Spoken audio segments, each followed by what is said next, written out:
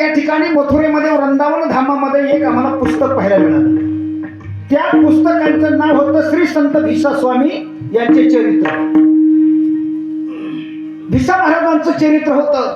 त्याचं चरित्र थोडक्यात आपल्याला संत काय करता याच्याविषयी उदाहरण सांगतो. संत भिसा एक गरीब कुटुंबातलं लेकरू होतं. दोघं नवरा बायकोचं जोडपं. लग्न झालं, मुलगा झाला आणि त्या मुलाचं या ठिकाणी काहीतरी म्हणा या ठिकाणी प्रारब्ध तसं बालपणामध्ये पिता वारला. अतिशय अशा प्रकारे वाईट प्रसंग, वाईट वेळ, आर्थिक दुर्बल घटक, पोट भरण्याची वेळ त्यांच्यावर आली. आई लोकांची मोलमजुरी करून राहू लागली, खाऊ लागली. लहानाचा मुलगा मोठा झाला. आई मुलाला सोडून या ठिकाणी कामाला जात होती आणि मुलगा कुठेतरी पाठशाळेमध्ये वगैरे जात होता. आईला विचारायचं, आई मला येऊ दे ना ग, तू कुठं जातेस? माझा पत्ता तुला लागत नाही, तुझा पत्ता मला लागत नाही, मला तुझ्या बरोबर दे. ती सांगितलं, बाळू अरे मी एका मोठ्या श्रीमंताच्या घरी, सावकाराच्या घरी मोलमजुरी करण्याकरता जाते. तिथं अशा अवकाळी लेकराला इतर लेकराला यायला चालत नाही. नाही येऊ देच म्हणला. पण आईने हट्ट धरलेल्या मुलांचा आईने हट्ट पुरवण्याकरता 15-16 वर्षाचा तो भिसा नावाचा मुलगा झालेला होता. त्याला एके दिवशी श्रीमंत सावकाराच्या घरी नेलं.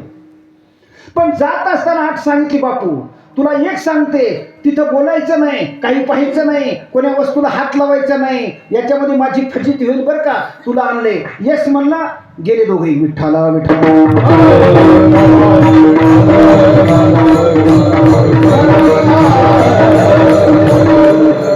श्रीमंत सावकाराचं घर महाराज. सावकाराचं घरदार सोन्यानं नाण्यानं म्हणलेलं पाहिलं. सुंदर मुलगी होती. मुलीकडे पाहिलं आणि आईला म्हणलं, आई मी लग्न करील तर हिच्याशीच करील. आई म्हणे तुला बोलू नको म्हणलं ना. अहो लग्न करत असताना माणसाला पाहुणे बरोबरीचे लागतात. शेषाच्या घरी एखादं शिडर जर गेलं आणि गेलंच म्हणला, होय तुम्ही आम्ही असे सरपटणारे प्राणी आहात, तुमच्या घरी माझी मुलगी द्यायची, ते मला चैत्र महिन्यात येईल. चैत्र महिन्यात हे चालेल का महाराज? तशा प्रकारे ती बाई म्हणते, बाळा अरे आपण या ठिकाणी मोलमजूर पोटाच्या पाठीमागं आणि हे श्रीमंत माणसं या ठिकाणी आमदार खासदार लेवलची माणसं, यांचं कसं काय चालतं? ती मुलगी म्हणते, काय म्हणतो का सांग म्हणली मोलकर्णीला. ती म्हणली, काही नाही ताई, हा मुलगा म्हणतो मी लग्न करीत तुझ्याशीच करी. म्हणजे काय हरकत नाही, करू दे, पण त्याला म्हणाव की 4 महिने या ठिकाणी जंगलात जाऊन ये. त्या पोरीला माहित होतं जंगलात गेल्यानंतर वापस येणार नाही. तिथं वाघ आहेत, सिंह आहेत, अनेक प्रकारचे हिंसक प्राणी आहेत, ते वापस येणार नाही. त्या वळला खरोखरच काय म्हणते बघ, ती म्हणली की 4 महिने जंगलात जाऊन ये. जातो म्हणला. आता उठलं महाराज.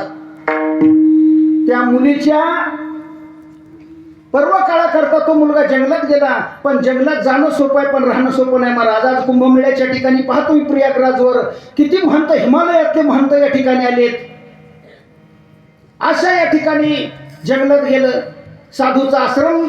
बराच एका अंधारामध्ये जात असताना रात्र झाली. काही सापडे ना. साधूच्या आश्रमात कुठेतरी दिवा दिसला. तो भिसा त्या आश्रमात गेला. आश्रमात गेल्यानंतर म्हणला, महाराज करा क्षमा अपराध. महाराज तुम्ही सिद्ध, तुम्ही संत मायबाप कृपावंत, महाराज मला तुमच्या मंदिरात आश्रमात राहू दे. ते म्हणजे कसं काय बाळा, का रुसून आलास, का चोरी करून आलास, का काय करून आलास, कसा आलास, ती पुढचं काही विचार नका, पण मला राहू द्या. आश्रमातल्या साधूंनी सांगितलं, जर तुला राहायचं असेल तर तुला एक अट आहे आमची, की तुला या ठिकाणी पहाटे 4ला 3ला उठावं लागल, गार पाण्यानं स्नान करावं लागल, लगेच या ठिकाणी देवपूजा करावं लागल, हरिपाठ या ठिकाणी काकडा भजन करावं लागल. त्याच्यानंतर आमच्या इथं रामायण असते, ते रामायण ऐकायला नाही तर जमलं तर वाचाय बसावं लागल. आमच्या इथं वारकरी येतात, त्याची सेवा करावं लागल. नाईलाजानं सगळं हो म्हणला आणि हळूहळू त्या संताच्या संगतीमध्ये तो करूही लागला. करत असताना पण एक सांगतो म्हणले, आमचं संस्थान आहे. या संस्थानावर अनेक लोक दर्शनाला येतात.